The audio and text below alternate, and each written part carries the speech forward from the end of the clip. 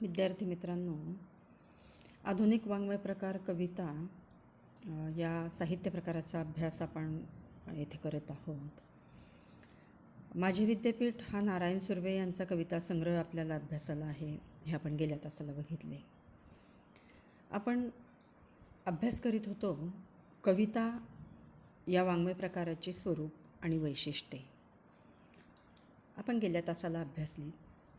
कवितेचे प्रकार आपण अभ्यासत होतो. त्यामध्ये आपण ओवी, अभंग, आरती, श्लोक, भारूड, गवळण, खंडकाव्य किंवा आख्यानकाव्य, वही, लावणी, पोवाडा, शिशुगीते किंवा बालगीते, गीतकाव्य, मुक्तशैली हे काव्यप्रकार आपण अभ्यासलेत. सुनीत हा सुद्धा एक काव्यप्रकार आहे आणि तो केशवसुतांनी मराठीमध्ये आणलेला आहे. मूळचा इटलीतील असलेला हा पद्यप्रकार इंग्रजी वाङ्मयामध्ये शिरला आणि शेक्सपियरसारख्या, मिल्टनसारख्या कवींनी तो हाताळला आणि मराठीतील केशवसुतांनी तो शेक्सपियरच्या या सुनीत रचनेचे अनुवाद करून मराठीमध्ये आणलेला आहे किंवा त्या पद्धतीच्या रचना केशवसुतांनी मराठीमध्ये केलेल्या आहेत. विडंबन काव्य हा एक प्रकार इंग्रजीतील पॅरडी या काव्यप्रकारावरून मराठीमध्ये आलेला आहे आणि तो प्रल्हाद केशव अत्रे किंवा केशव कुमार या कवींनी तो मराठीमध्ये आणलेला आहे. त्यांचा झेंडूची फुले या नावाचा विडंबन काव्यसंग्रह प्रसिद्ध आहे. यामध्ये विनोद असतो या कवितेमध्ये आणि विडंबन हे जसे आशयाचे तसेच अभिव्यक्तीचे सुद्धा यामध्ये असलेले आपल्याला दिसून येतात आणि मूळ गीतानुसार जी पद्यरचना केली जाते तिच्यातील मूळ अर्थाचा नवीन रचना पद्धतीने उपहास यामध्ये केला जातो. गझल हा एक काव्यप्रकार आपल्याला सगळ्यांना परिचित आहे. तर आपल्याकडे सुरेश भटांचं नाव यासाठी खूप मोठ्या आदराने घ्यावं लागतं की गझल हा जो प्रकार आहे त्यांनी खूप हाताळलेला दिसतो मराठीमध्ये आणि हा जो पद्यप्रकार आहे तर हा खूपच नावारूपाला आलेला पद्यप्रकार आहे. प्रामुख्याने शृंगार हा गझलचा मुख्य विषय असतो आणि शृंगाराबरोबरच प्रेम, भक्तिभाव, सृष्टिवर्णन, बोधपर किंवा स्तुतिपर अशा रचना, राजकीय सामाजिक जाणीवांचे चित्रण या काव्यप्रकारातून व्यक्त झालेले आपल्याला दिसतं. हायकू हा एक काव्यप्रकार मराठीमध्ये शिरीष पै आचार्य अत्रेंच्या कन्या यांनी मराठीमध्ये हा आणलेला आहे. हा जपानी काव्यप्रकार आहे आणि या प्रकारामध्ये शिरीष पैंनी लेखन केलेलं आपल्याला दिसते.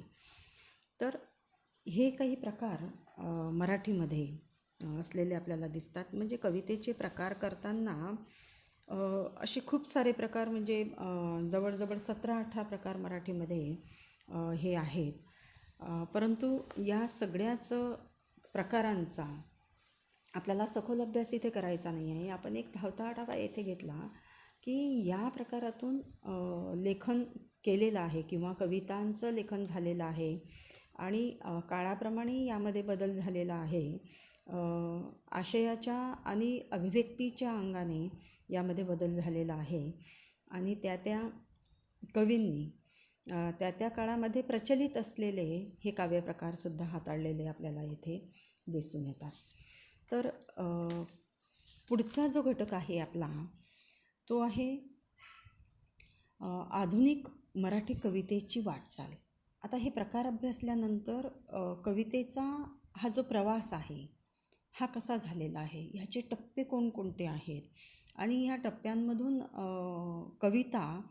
कवितेचं स्वरूप, तिची वैशिष्ट्ये ही कशी बदलत गेलेली आहेत हे आपल्याला येथे स्थूलमानाने अभ्यासायचं आहे. खूप सूक्ष्म असा अभ्यास नाही, पण एक धावता असा आढावा आपल्याला येथे घ्यायचा आहे की मराठी कवितेची ही जी वाटचाल आहे ही कशी झालेली आहे. स्वातंत्र्यपूर्व काळातील कविता आणि स्वातंत्र्योत्तर काळातील कविता यांचा एक स्थूल असा परामर्श आपल्याला येथे घ्यायचा आहे. मराठी कवितेच्या जे स्वरूप सांगितलं जातं, ज्या प्रेरणा सांगितलेल्या जातात, तर त्याचा विचार करताना थेट आपल्याला प्राचीन कवितेकडे वळावं लागतं की प्राचीन मराठी कवितेमध्ये प्रामुख्याने परमार्थ विचार, वेदांत, आत्मज्ञान, अध्यात्म यांची चर्चा केलेली दिसते. ज्ञानेश्वरी, अमृतानुभव, एकनाथी भागवत, नामदेव तुकारामांचे अभंग, दासबोध या ग्रंथातील सगळे जे विषय होते ते पारमार्थिक आणि तत्त्वज्ञानाचे विषय होते. आणि संतांनी या ज्या रचना केल्या तर यामधले ते विषय असलेले आपल्याला दिसून येतात. पुढे पेशवाईत व शिवशाहीत पंडित कवींनी रामकृष्णाच्या, कौरव पांडवांच्या कथा मराठीमध्ये आणलेल्या दिसतात. वामन पंडित, रघुनाथ पंडित, श्रीधर, मोरोपंत या पंडित कवींनी आख्याने लिहिली. मराठीचे कथा वाङ्मय कवितेच्या म्हणजे पद्याच्या क्षेत्रामध्ये त्यांनी निर्माण केले. खरं तर ह्या सगळ्या कथा होत्या रामकृष्णांच्या, कौरव पांडवांच्या, पण त्या कथा पद्यात्मक स्वरूपामध्ये या कवींनी मराठीमध्ये आणल्या. आणि म्हणून हे जे वाङ्मय होतं तर हे अलौकिक होतं. अर्थात या जगाशी किंवा ऐहिकाशी त्याचा फारसा संबंध नव्हता.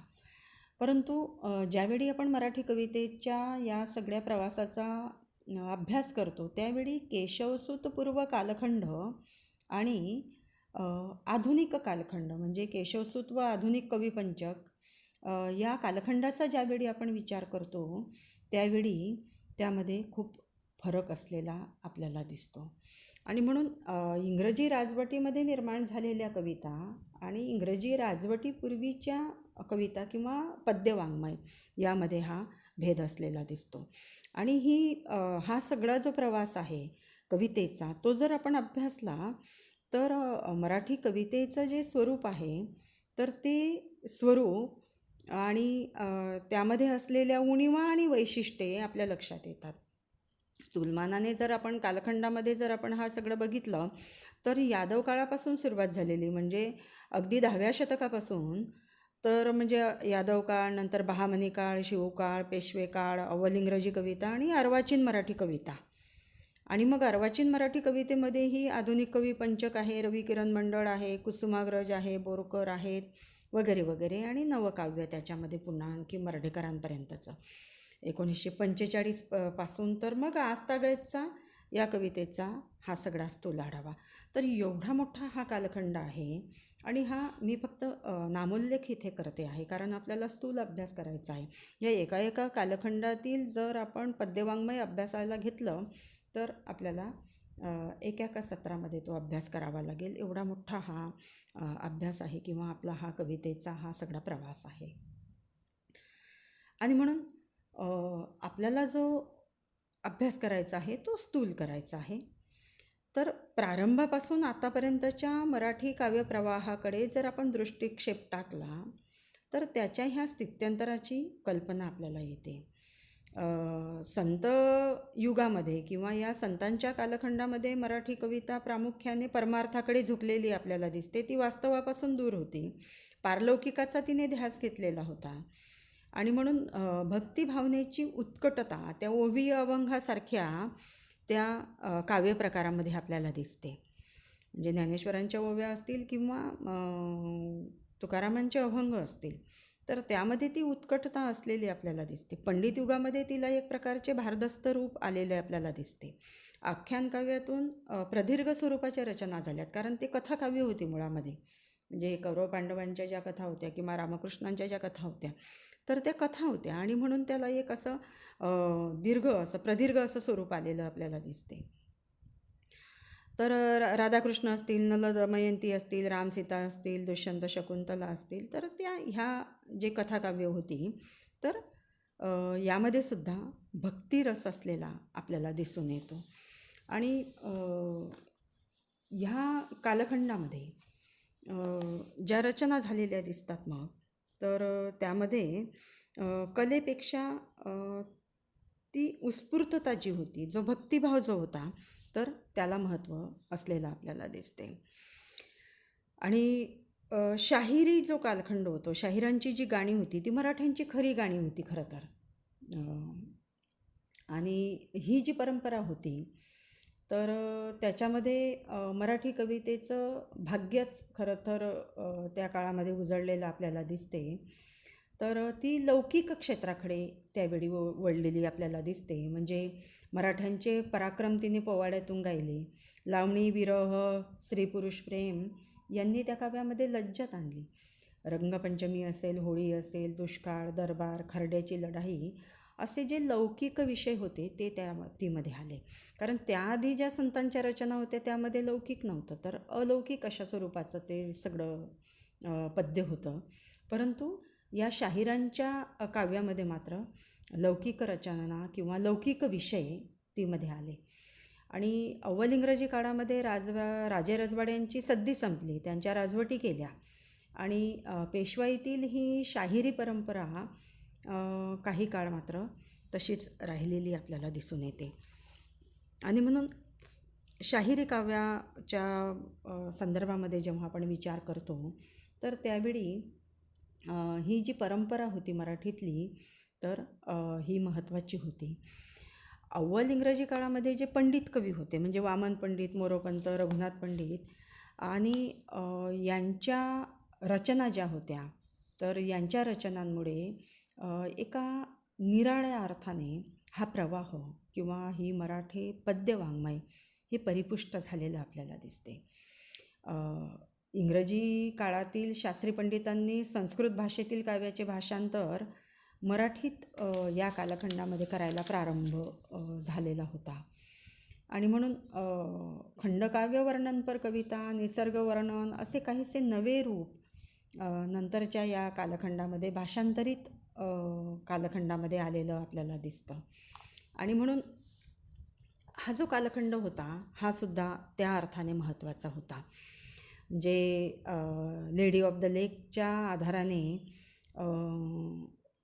1867मध्ये वजाबा रामचंद्र प्रधान यांनी खंडकाव्य लिहिलं होतं दैवसेनी नावाचं. हरिकेशवजी यांनी पॅराडाईज लॉस्टमधील उतार्याचे ग्रहविवेचन या नावाने काव्य लिहिलेलं होतं. म्हणजे ह्या ज्या भाषांतरित स्वरूपाच्या रचना होत्या ह्या महत्त्वाच्या होत्या. म्हणजे भाषांतर व अनुकरण करून मराठी कविता या काळामध्ये इंग्रजी वळणावर गेलेली आपल्याला दिसून येते. आणि या अव्वल इंग्रजीच्या काळामध्ये कवितेची दृष्टी पुन्हा लौकिक झालेली आपल्याला दिसते. कारण संत वाङ्मयाचा किंवा संतांच्या रचनांचा जो प्रदीर्घ काळामध्ये जो असा प्रभाव पडलेला होता या पद्यरचनांवर तर तो बाजूला सारून या कवींनी जी लौकिकता मराठी कवितेमध्ये आणली ती पण मोठी घटना होती. निसर्गवर्णन, देशभक्ती, समाजकारण, तत्त्वचिंतन, कौटुंबिक प्रसंग, स्त्री पुरुष प्रेम या विविध विषयांवर या पुढील काळामध्ये कविता रचल्या गेली. आणि मग ह्या कविता या विविध विषयांवर जशा रचल्या गेल्यात तसेच त्याच्यामध्ये विविध प्रकार आले जे आपण आता गेल्या तासाला बघितले की भावगीतासारखी रचना असेल, सुनीतसारखी रचना असेल, हायकूसारखी रचना असेल, नाट्यगीत असतील, द्वंद्वगीत असतील, ह्या सगळ्या ज्या रचना होत्या हे सगळे जे प्रकार होते मराठी कवितेतले तर ते युरोपीय काव्याच्या धर्तीवर मराठी काव्यामध्ये आलेत किंवा ते मराठी काव्याला लाभले आणि कविता अधिक सोपी, आटोपशीर, प्रासंगिक होत गेली. आणि अर्वाचीन मराठी कवितेचे हे सर्व विशेष प्रथमतः केशवसुतांच्या कवितेमध्ये आलेली आपल्याला दिसतात. आणि म्हणून केशवसुत हा एक महत्त्वाचा कवी किंवा केशवसुतांनीच ह्या आधुनिक मराठी काव्याला एक आकार दिला, एक रूप दिलं. आणि म्हणून केशवसुतांना आधुनिक मराठी काव्याचं जनक म्हटलं जातं. ते त्याच अर्थाने, त्याच कारणाने. कारण केशवसुतांनी ज्या रचना केल्या तर त्या त्यापूर्वीच्या मराठी कवितेमध्ये आलेल्या आपल्याला दिसत नाही. त्यांनी काव्याला एक वेगळे वळण दिले.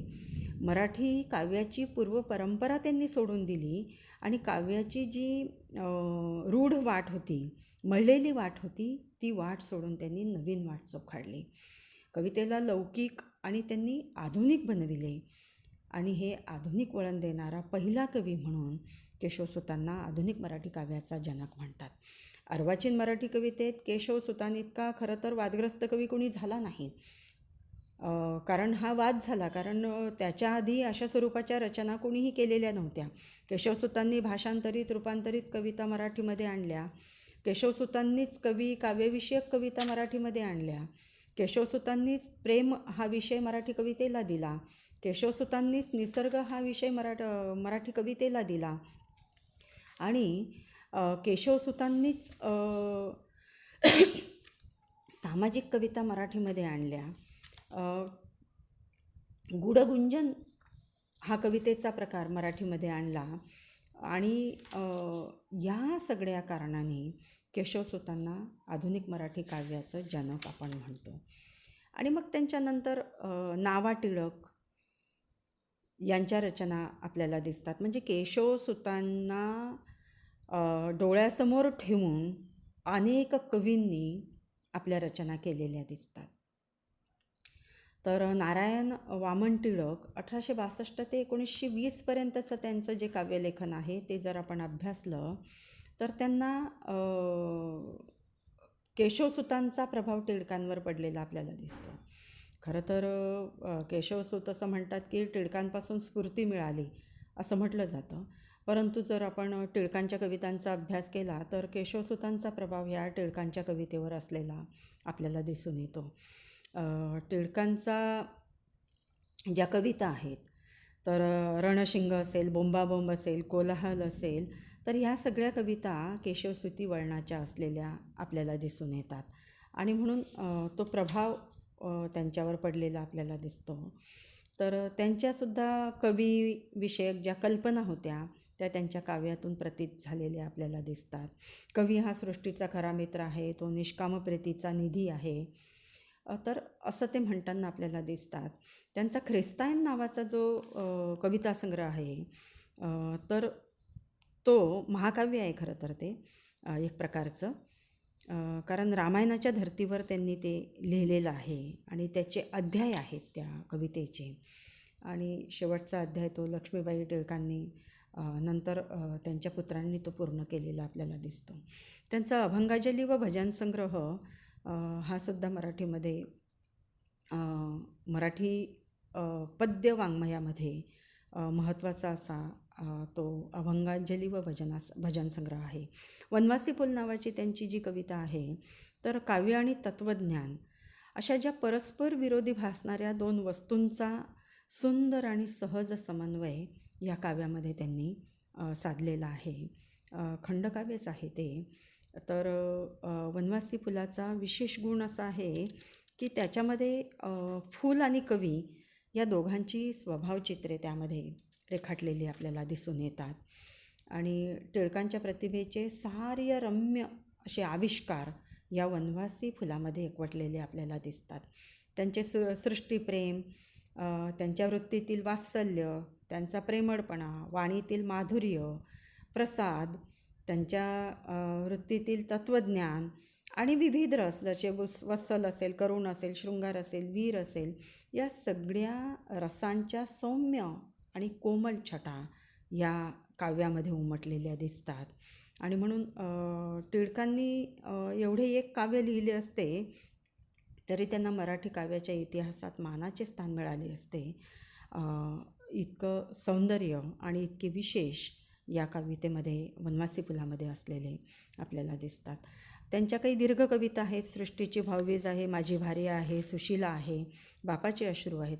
आता एवढं सगळं मी याच्यासाठी सांगते आहे की याच्यातून तुम्हाला मराठी कवितेमध्ये नवीन काय आलं, या कवींनी कसे पायंडे पाडलेत, किंवा या कवितेचा किंवा या पद्य या वाङ्मय प्रकाराचा एक प्रवास अभ्यासताना, वाटचाल अभ्यासताना आपल्याला या कवींना डावलून पुढे जाता येत नाही. कारण या कवींनीच नवीन नवीन असे आविष्कार केलेत आणि नवीन नवीन असे कविता प्रकार मराठीमध्ये आणले आणि तिथूनच हा मराठी कवितेचा प्रवास झालेला आपल्याला दिसतो. आणि म्हणून एक असा धावता आढावा आपण येथे घेत आहोत. पुढच्या तासाला आपण अधिक याबद्दल जाणून घेऊया. इथे थांबूया. धन्यवाद.